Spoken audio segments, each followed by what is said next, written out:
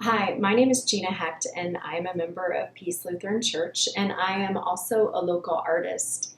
A few months ago, Pastor Karen asked me if I would create some artwork to represent our green season after Pentecost at church. And of course, I said yes. A couple months later, when she came by to see what work I had done, I was walking her through the meanings of the paintings, and she asked if I would be willing to share what I told her with the congregation. So I am a painter and not a speaker, so I did not say yes so quickly, but in the end she won, and here I am.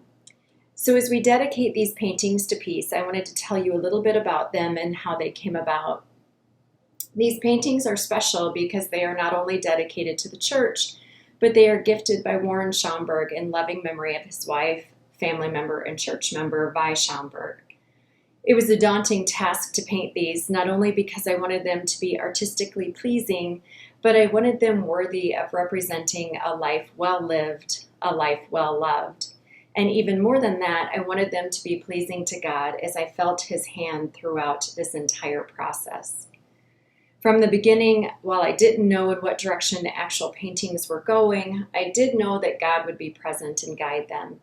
So I approached these paintings from a point of prayer, an active, changing, and never-ending prayer where God was the guide and I was His hands.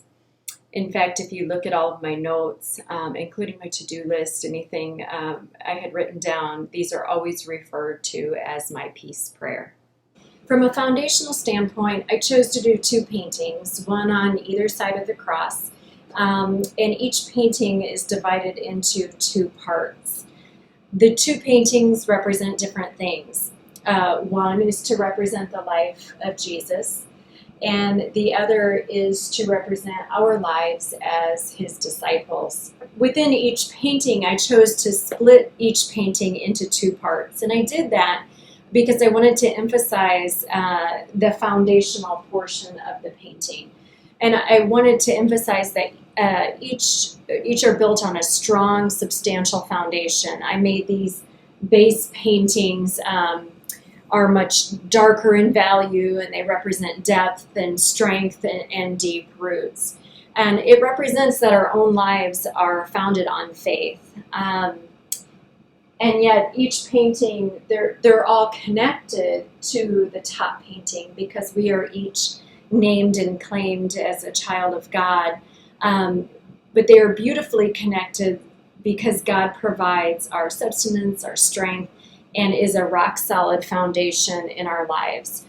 Okay, so the first painting that I'm going to talk about is the one on the right-hand side, and it represents the life of Jesus. And because of this, it is displayed at the right hand of the cross, in the case of my studio, the right hand of my fireplace. So in talking about this painting, I'll start at the top. And the top, you can see a light coming down, and this is God touching the earth. So God touches the earth by giving His only Son, and the light touches down into this blue area. So to me, that represents Jesus being baptized in the River Jordan. And so this blue line represents the life of Jesus. Kind of behind the blue line, in the distance, is a row of trees, and that represents the wilderness where He will be tested. So you notice in the line, Jesus' lifeline, this blue line is noticeably short, and it is marked with red. And that red represents the tears of blood he cried at the enormous burden He was charged to carry. And so I depicted His tears flowing upward, however, because even in the most scary times, Jesus always remembered to take His fears to God, and that's something that I think all of us need to remind ourselves of in those scary times. But the most dominant portion of this painting is this kind of semicircle floral pattern, and that represents Jesus' crown of thorns, and it is kind of the theme that was on repeat in my brain as I was painting this. It is the dominant feature of this painting, and it's in the shape of a semicircle because it encompasses His entire life. At points, the flowers are maybe more clear, and at points more abstract, but they're still there. So the dichotomy of this is that Jesus took what should have been ugly, this crown of thorns. It should have been ugly and it should have been shameful, and he made it beautiful for us. And that's why I put the flowers on there. And his death saved us. And this crown of thorns that Jesus wore and made beautiful for us encircles us. And in this painting, it encircles this peaceful pasture of green. And that green is a calm area, which represents the inner calm that Jesus can bring if we allow him to circle us in. This second painting represents our lives as disciples of Christ. So the first thing to note is this painting is connected to the first painting by an extension of the flowers from the crown of thorns that come into our own lives. It is through his dying and resurrection that we are able to live this beautiful life spreading his story. So that's why I wanted the connection of the flowers into the painting. Also connecting from that painting is the blue life of Christ, which is a necessary anchoring point for not only our lives, but for this painting. Overall, this painting is a little bit different in value. The previous one was green. This one is more in blues and greens because it is a representation of water. It's water for many reasons. First and foremost, our lives are meant to be lived as a reflection in him. So I wanted a space that recognized this reflection. In addition, I was thinking we are called to be fishers of men, and he is the water, the giver of life in our lives. So those things were represented as well. Also in this painting, the primary focal point is the flowers, and they flow in this image. They flow down into the painting. And as I was painting, kind of the saying that kept repeating in my head was from Acts, and this is not a direct quote, but that the good news of Jesus spread like wildfire. So to me, these flowers represent his good news spreading like wildfire. You can see that they are predominantly red tones, and it is a fire of good news spreading into the painting.